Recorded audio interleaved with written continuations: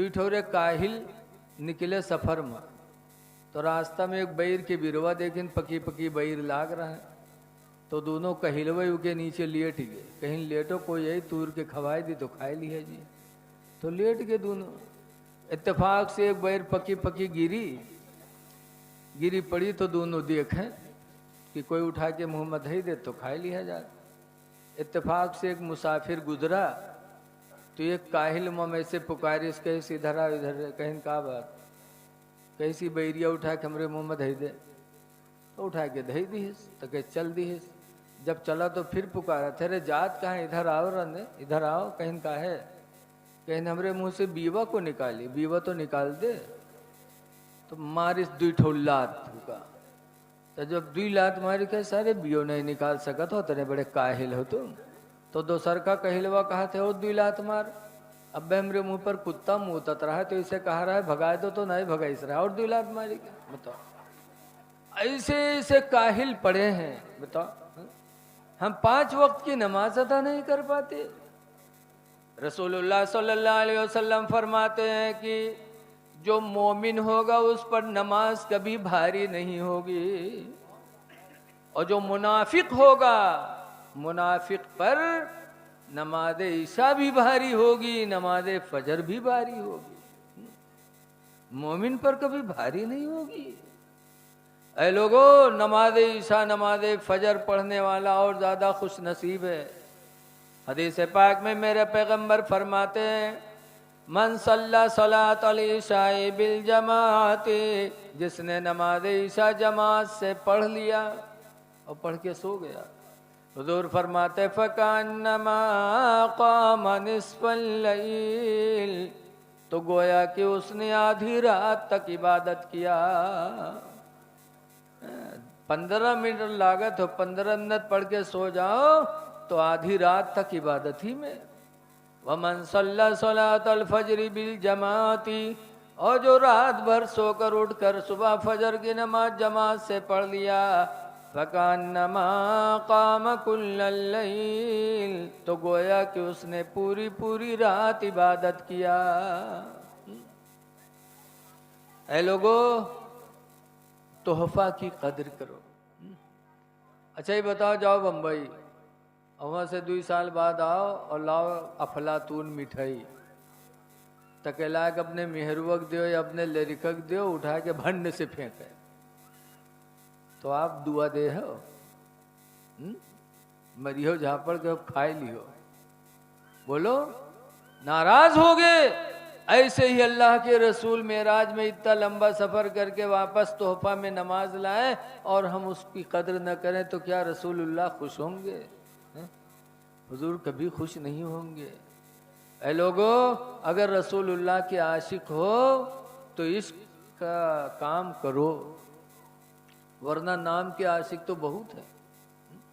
एक नवाब साहब थे, नवाब साहब लेटे रहे तो नवाब साहब के खांसी आवत रहे, खांसे थूक गए। इत्तेफाक से रात में खांसी आ रही थी नवाब साहब को कि एक चोर चोरी करने के लिए नवाब साहब के घर में घुसा, और जैसे वो घुसा नवाब साहब ने देख लिया। इत्तेफाक से नवाब साहब को खांसी आ ही रही थी, खांसी आई, वह चोरवा दंड से तखत के नीचे घुस गया कि खांसी है ये भाई देख न ले, और नवाब साहब जान नहीं गए। ब नवाब साहब के कुछ खांसी आवत रहा है, कुछ जानबूझ के खांसे वो के तखत के नीचे वहीं पर थूक गए, अखा थू।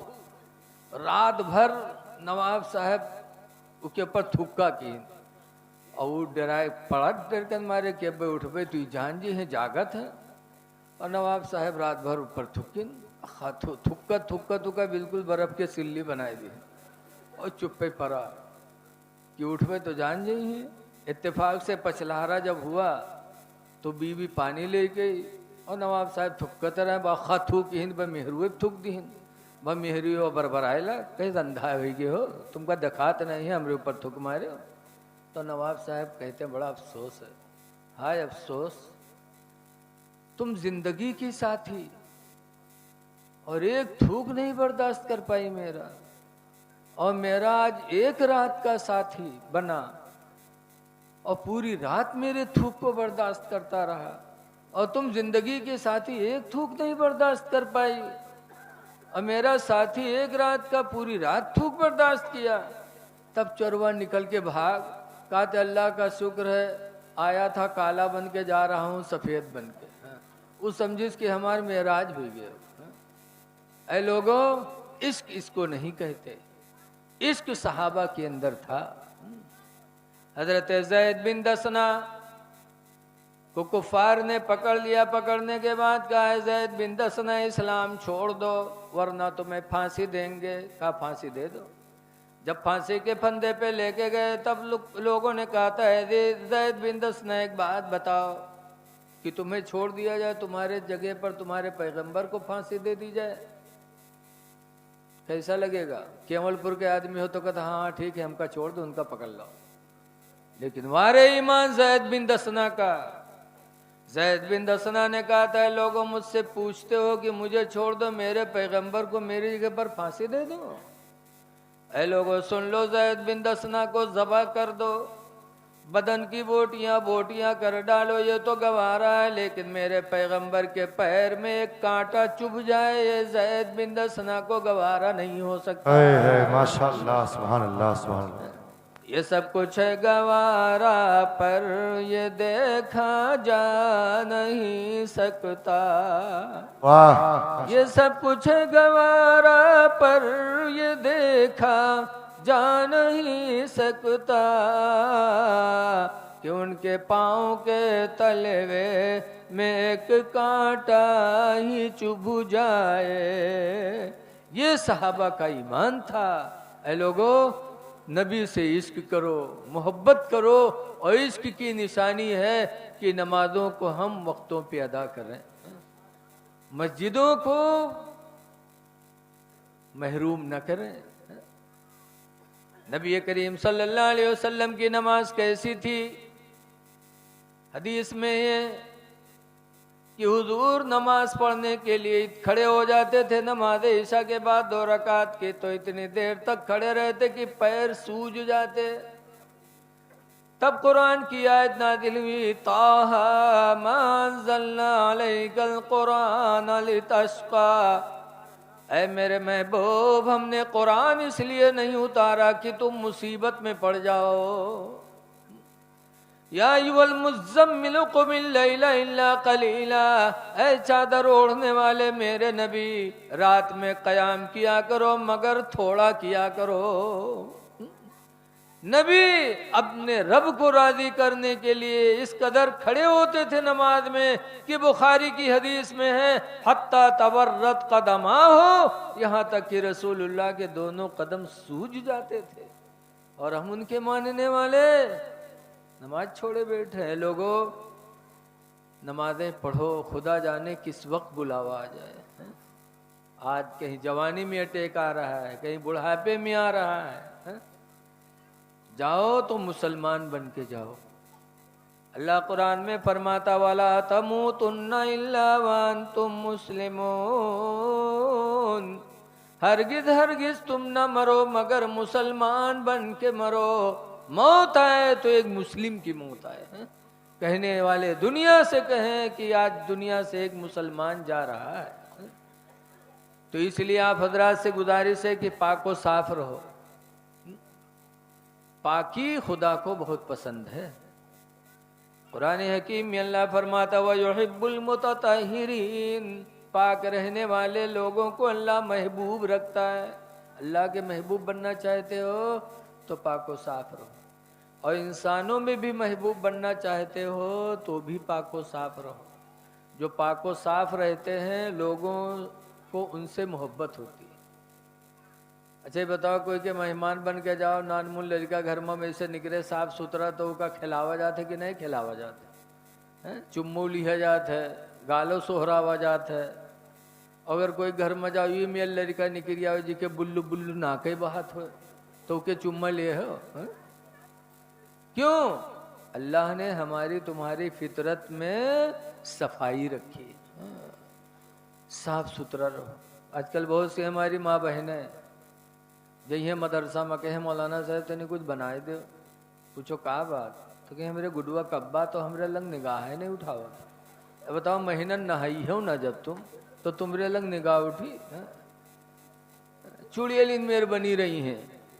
हाँ कब नहाई हैं? जब कहूँ मेलम जाए कोई, कहूँ शादी ब्याह में जाए कोई, तब नहाई है। ऐ मेरी माँ बहनों, कुरान पढ़ो। और कुरान की एक खास सूरत है सूरह नूर, जिसको अल्लाह ने तुम्हारे बारे ही में नाजिल फरमाया। उस सूरह नूर के अंदर अल्लाह फरमाता है ला युबदीन ज़ीनतहुन्ना, ये औरतें हरगिज हरगिज अपनी जीनत यानी अपना बनाव संवार कहीं जाहिर न करें, इल्ला लिबुलतिहिन्ना, मगर अपने शौहर के लिए। और आज शादी मेला, अल्लाह ताला हमारी माँ बहनों को सही सोच अता फरमा दे। बस ज़्यादा वक्त आपका नहीं लेना है। देखो आ रहा है 14 शाबान, हजरत सैयदना हमजा वैसे करनी की तारीख आपको सामने रखना है। हजरत हमजा वैसे करने हुजूर का ज़माना पाए, लेकिन हुजूर की जियारत नहीं कर पाए। क्यों? माँ थी। 12 दिल में सोचा कि ला मदीना चले जाएं, हुजूर के चेहरे को देख लें ताकि सहाबी बन जाएं। लेकिन फिर सोचा कि माँ मेरी अकेली, अगर मैं चला गया तो मेरी माँ परेशान होगी, प्यासी होगी, भूखी होगी, तो मेरी माँ की खिदमत कौन करेगा? माँ की मोहब्बत में नहीं गए। लेकिन जब हुजूर का विसाल हुआ तो हुजूर ने फरमाया वक्त विसाल इन्ना रजुलन खैरुम मिनत ताबिईन, ऐ मेरे सहाबा बेशक इस वक्त एक इंसान सबसे बेहतर है। युकालु लहू उवैस, जिसको दुनिया के उवैस उवैसे करनी कहते हैं। वकाना बिही बियादुन, और उसको सफ़ेद दाग था। वलाकिन यशफ़अहुल्लाहु बिखिदमति उम्मिही, लेकिन माँ की खिदमत की बरकत से अल्लाह ने उसे शिफा अता फरमा दिया। फलम्मा मुरूहु इस्तग़फ़रूहु लकुम, तो ऐ मेरे सहाबा जब उनके पास गुजरना तो उनसे तुम लोग अपने बख्शिश की दुआ करवा लेना। ये है हमजा वैसे करनी कि माँ की खिदमत की बुनियाद पर हुजूर को देख तो नहीं पाए, लेकिन माँ की खिदमत की वजह से अल्लाह ने उनका मर्तबा इतना ऊंचा किया कि हुजूर ने अपने विसाल के वक्त हजरत अली से कहा कि मेरा पैराहन ले जाके ओवैस को दे देना और मेरा सलाम कह देना। हुजूर के विसाल के बाद हजरत अली ने वो पैराहन लेके 10 साल तक तलाश किया।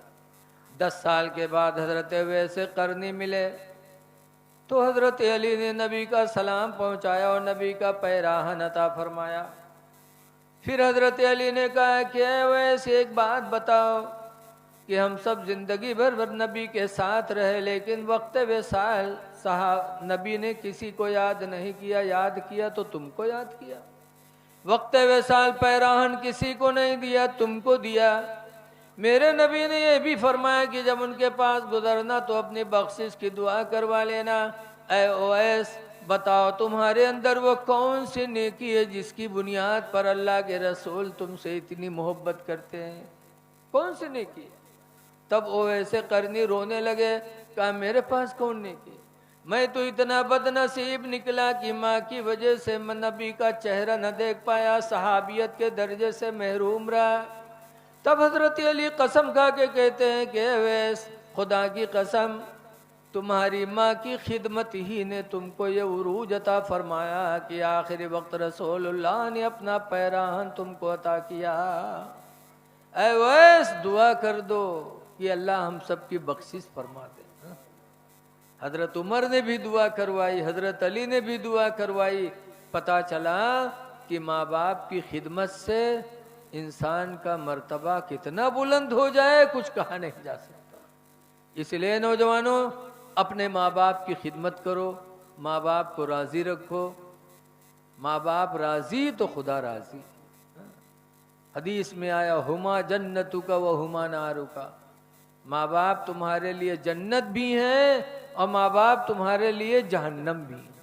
माँ बाप राजी तो जन्नत और माँ बाप नाराज तो जहन्नम।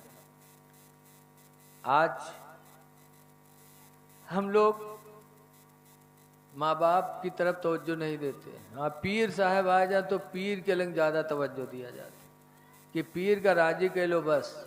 लेकिन आला हजरत का पीर खाना कहाँ है? मारहरा शरीफ। और मारहरा शरीफ के गद्दी नशी हैं हुजूर सैयद नजीब हैदर हसन मियाँ। वो हर साल उर्स कासमी में ऐलान करते हैं, ऐ लाखों की तादाद में आने वाले मुरीदों, तुम मारहरा इसलिए आते हो कि तुम्हारा पीर तुमको बख्शवा देगा। खुदा की कसम, जब तक तुम्हारे माँ बाप तुमसे खुश नहीं होंगे पीर तुम्हारे काम नहीं आ पाएगा। पहले माँ बाप राजी होंगे फिर पीर से तुमको फायदा पहुंचेगा। माँ बाप का दिल दुखा करके पीर से चाहो हमें कुछ मिल जाए, तो हजरत नजीब हैदर मियाँ कहते खुदा की कसम तुमको कुछ नहीं मिल सकता। इसलिए सबसे बड़े पीर अगर हमारे तुम्हारे हैं कोई तो हमारे तुम्हारे अब्बा। सबसे बड़ी पीरानी है तो हमारी तुम्हारी माँ। माँ को राजी करो, बाप को राजी करो। इसीलिए कुरान की आयत मैंने पढ़ा 15वां पारा की, क़दा रब्बुका, तुम्हारे रब ने फैसला कर दिया। क्या फैसला? अल्लाह ताबुदू इल्ला इय्या, कि अल्लाह के सिवा किसी की इबादत न करो। ये फैसला है खुदा का। और दूसरा फैसला वबिल वालिदैन एहसाना, और माँ बाप के साथ एहसान करो। कुरान कहता है माँ बाप पर एहसान करो। इम्मा यबलुगन्ना इंदकल किबरि अहदुहुमा औ किलाहुमा, लेकिन वो बूढ़े हो जाए दोनों या एक।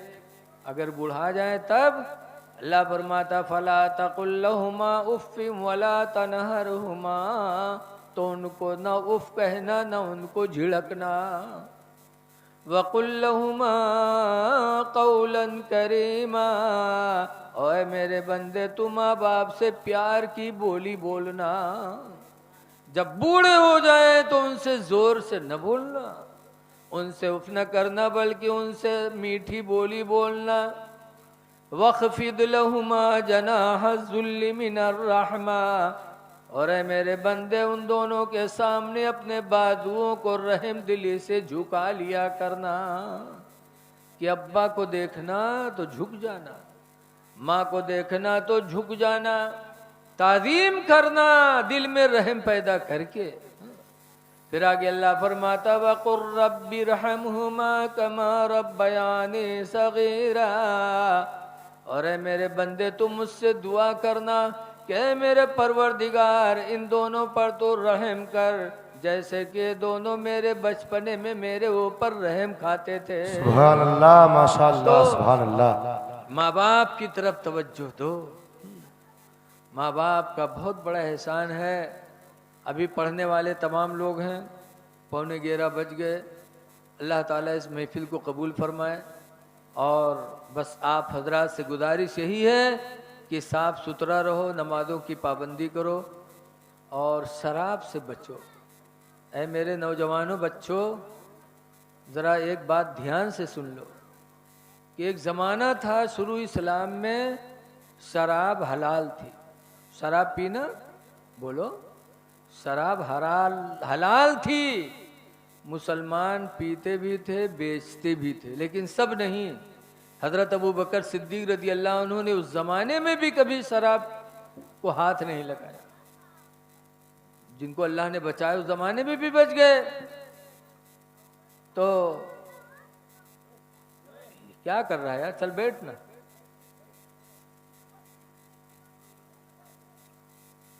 तो हजरत, हाँ, शराब पहले हलाल थी। तो मदीने मुनव्वरा में एक मुसलमान की दुकान थी शराब की। गए मुल्क शाम और 7 ऊँटों पर शराब का घड़ा लाद कर मुल्क शाम से मदीना है बेचने के लिए। और जब मदीना पहुँचे तो पता चला कि शराब के बारे में कुरान की आयत नाजिल हो गई। कि शराब हराम हो गई। यसअलूनका अनिल खमरी वल मैसरी, ऐ नबी आपसे लोग शराब और जुआ के बारे में पूछते हैं। कुल फीहिमा इस्मुन कबीर, ऐ नबी फरमा दो दोनों में गुनाह कबीरा है। जुआ खेलना भी गुनाह कबीरा, शराब पीना भी गुनाह कबीरा। एक जगह कुरान में आया इन्नमल खमरो वल मैसरो रिजसुम मिन अमलि शैतान, कोई हाफिज है इसमें? बेशक शराब और जुआ दोनों गंदगी हैं, शैतान के काम। ये गंदी चीजें हैं और ये मुसलमान का इंसान का काम नहीं, शैतान का काम। ये आयतें नाजिल हो गई तो जो शराब बेचने के लिए लाए थे, जब उन्होंने सुना तो हुजूर के पास गए। क्या अल्लाह के रसूल शराब हराम हो गई? कहाँ हराम हो गई? कहा मैं मुल्क शाम से 7 ऊँटों पे लाद के लाया हूँ बेचने के लिए। हराम हो गई तो ठीक है, मैं पीऊँगा नहीं, लेकिन बेच सकता हूँ। तो हुजूर ने फरमाया इदा हुर्रिमा शुर्बु, जब उसका पीना हराम हो गया, फहुर्रिमा बैउहु, तो उसकी तिजारत भी हराम हो गई। अब पी भी नहीं सकते, बेच भी नहीं सकते।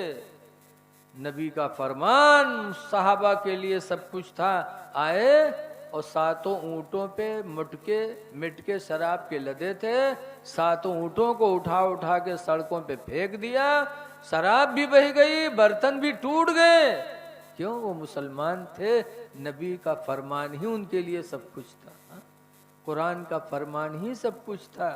ऐ मेरे नौजवान बच्चों, खुदा के लिए शराब के किनारे न जाओ, इसमें बर्बादी के अलावा फायदा कभी नहीं हो सकता। अल्लाह ताला हमको आपको इस बुरी इल्लत से बचाए।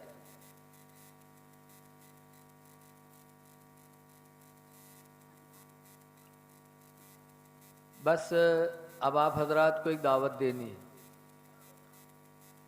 देखो 9 फरवरी को आपके करीब शहर नानपारा में हुजूर मुफ्ती नानपारा मुफ्ती रजब अली रहमत व रिजवान का उर्स हो रहा है और अजीज़ुल उलूम के 26 बच्चों की दस्तारबंदी भी हो रही है। बहुत बड़े बड़े आलिम उसमें आ रहे हैं 9 फरवरी को। तो आप हजरात को नानपारा आना है 9 फरवरी को। हमको जिम्मेदारी के तहत मैं आपसे ऐलान कर रहा हूँ, चूँकि वहाँ की प्रिंसिपली सर पे सवार है, तो मुझे आप हजरात से कहना भी ज़रूरी है। तो आप हजरात 9 फरवरी को नानपारा तशरीफ़ लाए। दूसरी बात यह है कि आप जानते हैं, चाहे मस्जिद हो, चाहे मदरसा हो, चाहे जलसा हो, चाहे ईदगाह हो, सारे काम मुसलमानों के चंदे ही से होते हैं। 250 बच्चे बाहर के अजीज़ुल उलूम नानपारा में खा रहे हैं। दोनों टाइम में कितना खर्च होता है। आपके यहाँ 10 बच्चे हैं, आपको परेशानी होती है, लेकिन आप ही लोग देते हो। तो आप हजरात से गुजारिश ये भी है कि मुफ्ती नानपारा का लंगर 2 दिन चलता है। कहाँ कहाँ नासिक, बम्बई, मध्य प्रदेश से लोग आते हैं। तो आप हजरात मुफ्ती नानपारा के लंगर में कुछ चंदा दे दो। जलसे में 26 बच्चों की दस्तारबंदी है और आपके करीब का इदारा है, तो आप हजरात 9 फरवरी के होने वाले जलसे में कुछ ताउन कर दो। और ये सोच लो कि ये दौलत हाथ की मैल है। आज आपके पास है, कल किसी के पास है। अमीरी गरीबी चलती रहती है। कल कोई गरीब था, आज अमीर है। कल अमीर था, आज गरीब, और कल गरीब था, आज अमीर है। इसलिए आप हजरात से गुजारिश है कि अल्लाह और उसके रसूल को राज़ी करने के लिए जो हो सके दे दो। हदीस में है यदुल उलिया खैरुम मिन यदिस सुफला, जज़ाक। ऊपर वाला हाथ नीचे वाले हाथ से बेहतर होता है। हुजूर ने फरमाया कि देने वाला हाथ नीचे वाले हाथ से बेहतर होता है। बड़ी फजीलतें हैं इसकी। कुरान हकीम में अल्लाह फरमाता है मसलुल्लज़ीना युनफ़िक़ूना अम्वालहुम फ़ी सबीलिल्लाह, उन लोगों के माल की मिसाल जो लोग अपने माल को अल्लाह के राह में खर्च करते हैं, कमसल हब्बा, उस दाना की तरह है, अम्बतत सबअ सनाबिला, जो दाना ज़मीन में जाने के बाद 7 बालियों को लेके निकला करता है। एक दाना जमीन में गया, 7 बालियां ऊपर आई। फी कुल्ले सुम्बुलत मियत हब्बा, कुरान कहता है हर हर बाली के अंदर 100 दाना। जैसे एक दाना जमीन में जाने के बाद 700 दानों को लेके ऊपर आता है, ऐसे ही अल्लाह के नाम पर जब कोई मुसलमान एक पैसा देता है तो अल्लाह ताला उसे 700 का सवाब अता फरमाता। इसलिए लोगों, रहती दुनिया तक सदका कर लो, सदका से बलाएं दूर होती हैं। हदीस पाक में सदक़ो तो तत्फौल बलाया, कि सदका आने वाली बलाओं को मिटा देती है। करबला में जब परेशानी हुई थी तो इमाम हुसैन की बहन हजरत ज़ैनब ने कहा था, भाई हुसैन, नाना जान से सुना था, नाना जान कहा करते थे अस्सदक़ा तो तत्फौल बलाया, कि सदका बलाओं को टाल देती है। ऐ मेरे भाईजान, मुझे इजाज़त दे दो, मैं भी खुदा के नाम पर सदका कर दूं, ताकि माशाअल्लाह, ताकि इस बला से निजात मिल जाए। तब इमाम हुसैन ने कहा था, बहन ज़ैनब, क्या सदका करोगी? पीने के लिए पानी नहीं है करबला में, खाने के लिए दाना नहीं है, सदका क्या करोगी? तब ज़ैनब ने कहा था, भाईजान, आज करबला में पैसे नहीं कि सदका करूं, खाना नहीं कि सदका करूं, लेकिन है मेरे भाईजान, अल्लाह ने मुझे 2 औलादें दी हैं, औनो मोहम्मद, मैं दोनों अपनी औलादों को खुदा के नाम पर सदका करना चाहती हूँ, ताकि अल्लाह मुझे इस बला से निजात दे दे। ऐ लोगों, पता चला कि रसूलुल्लाह के घर वालों का भी ये अकीदा था कि सदका देने से बलाएं दूर होती हैं। और ये इदारा तो हमारा आपका फरीज़ा है, ये मदारिस इस्लाम की बुनियाद हैं। इसलिए आप हजरात से गुजारिश है कि आप जलसे में आएँ। जिन लोगों ने इसमें जिस तरह से भी दिया, अल्लाह ताला उन्हें इसका बेहतर सिला और बदल अता फरमाए। अस्सलामु अलैकुम व रहमतुल्लाहि व बरकातहू।